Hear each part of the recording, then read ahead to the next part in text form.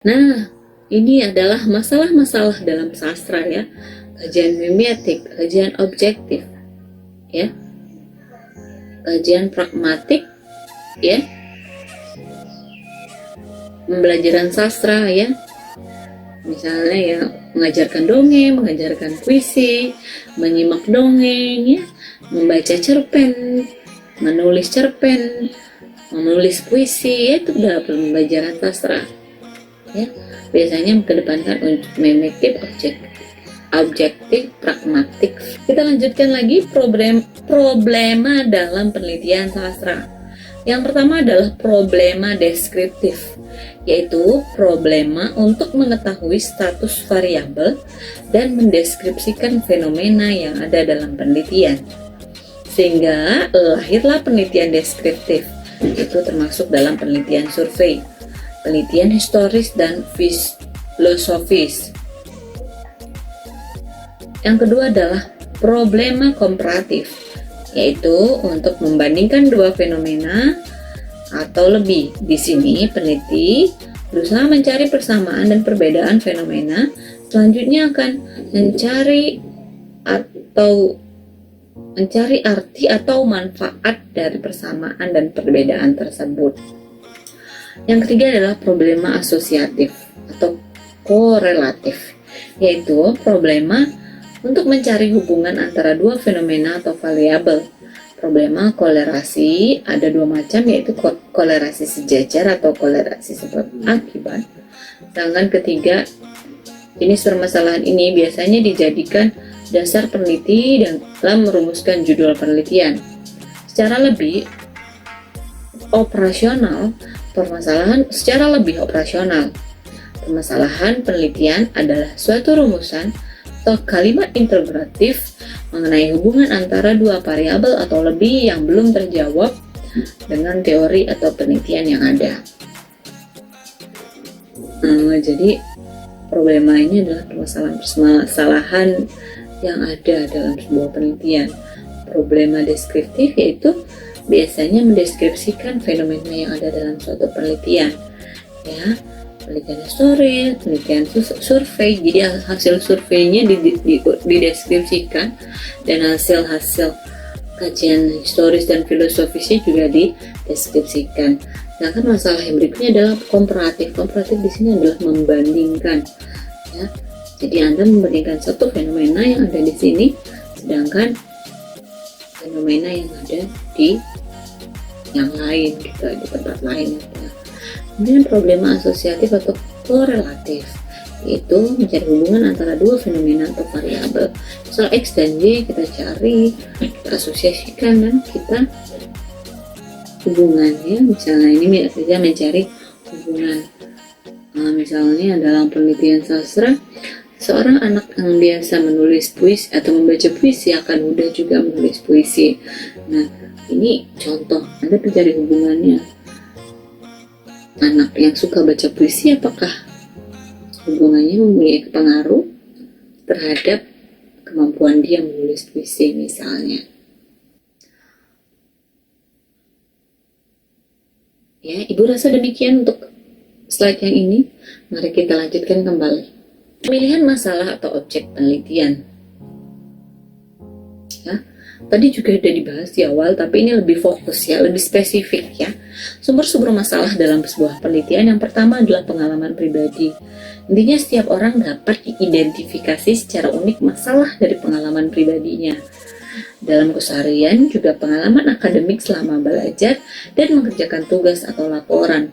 Karena semakin banyak mengerjakan tugas dari dosen, biasanya akan lebih berpengalaman ya. Makanya semakin semester atas maka akan lebih memahami tentang kajian sastra atau kajian linguistik ya. Karena semakin sering mengerjakan tugas, semakin sering membaca buku ya, semakin sering mengikuti perkuliahan, maka akan semakin paham. Pengalaman pribadi juga bisa Anda angkat, apa yang Anda rasakan, apa yang Anda alami ya, bisa Anda angkat, Anda jadikan penelitian ya. Kemudian lanjutan untuk perluasan penelitian. Nah, ini yang tadi. Jadi biasanya Anda membaca saran pada bab terakhir ya. Bab 5 biasanya di simpulan itu ada saran di bawahnya. Ya, apa yang disarankan pada penelitian tersebut. Jadi peneliti terdahulu menyarankan kepada peneliti selanjutnya aspek apa lagi yang bisa digali dari judul ini, atau aspek apa lagi yang perlu dilanjutkan, atau kekurangannya apa pada penelitian tersebut, keterbatasannya apa dalam penelitian tersebut.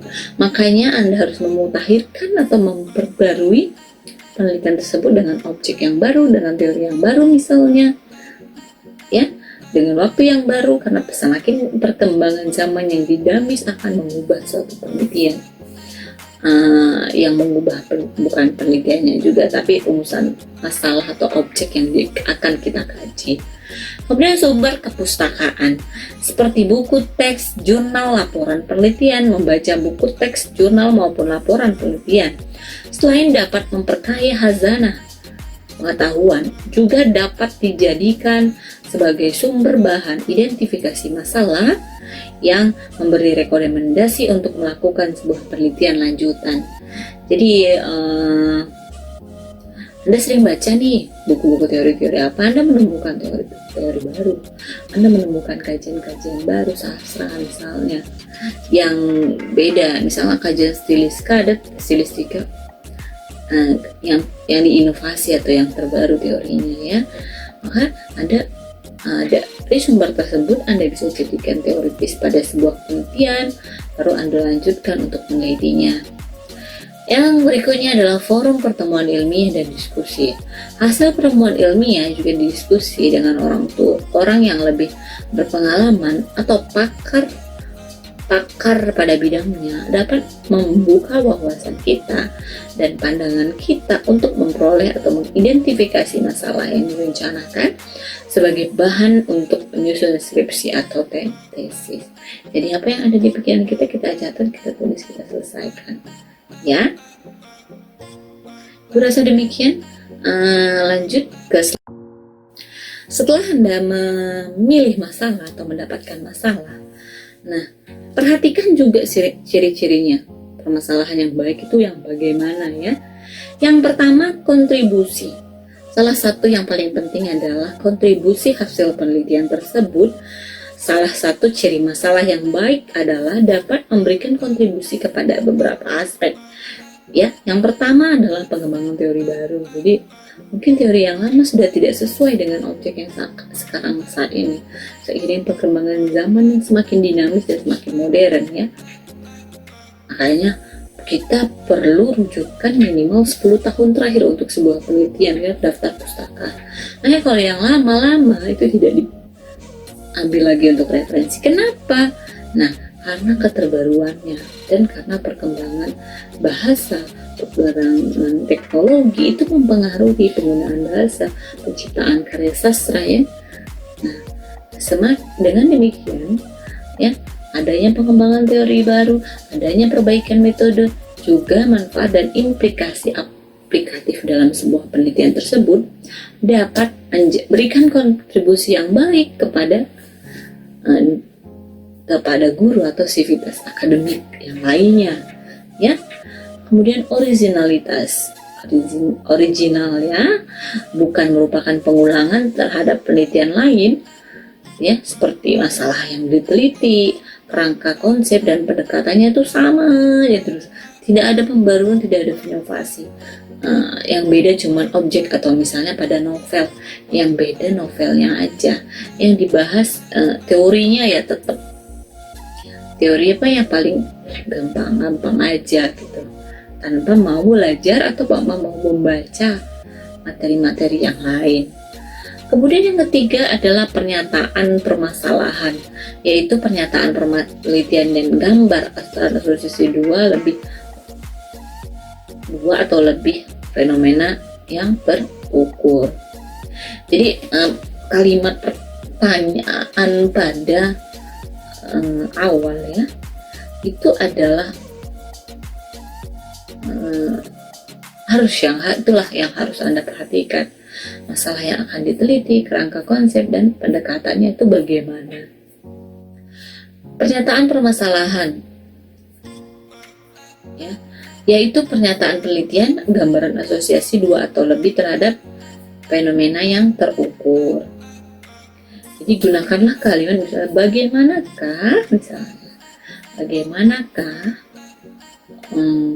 hubungan antara satu yang lain misalnya ya. Nah, yang keempat, aspek kelayakan atau visibility, yaitu dapat dijawab pertimbangan waktu dan biaya, tingkat pengetahuan dan keterampilan yang dimiliki, serta daya dukung fasilitas, juga sumber daya yang lainnya ya. Oke, demikian sudah selesai. Terima kasih sudah mau mendengarkan kuliah kita pada hari ini. Ibu mohon maaf atas keterlambatan videonya, dan Ibu juga mengucapkan selamat menunaikan ibadah puasa bagi yang menjalankannya. Ya, selamat Idul Fitri juga nanti. Ya, tetap semangat, tetap rajin belajar, tetap semangat untuk bekerja bagi yang sambil bekerja. Ya, tetap belajar dan terus menggali ilmu pengetahuan demi lancarnya perkuliahan saudara. Jangan lupa jika ada pertanyaan Anda boleh komen di kolom komentar, atau ingin mengungkapkan sesuatu ya, mengucapkan terima kasih ya, nggak apa-apa juga, atau ingin bertanya tentang sesuatu, tentang skripsi saudara atau tentang objek-objek yang lain yang Anda akan teliti, silakan Anda tulis di bawah di kolom komentar. Jangan lupa di like dan di subscribe. Sampai ketemu di video pembelajaran selanjutnya. Tugas-tugasnya jangan lupa dikerjakan. Selamat menikmati waktu bersama keluarga. Sampai ketemu di video pembelajaran berikutnya. Ibu akhiri, wassalamualaikum warahmatullahi wabarakatuh.